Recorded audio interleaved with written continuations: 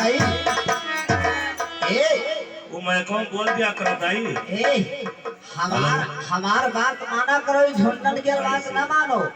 हाँ ए दाई सुनिए, जब से आम रहे रैया वो हमें सुबना ठोर बैठे मारे हो तो महीना राम के लागे हो।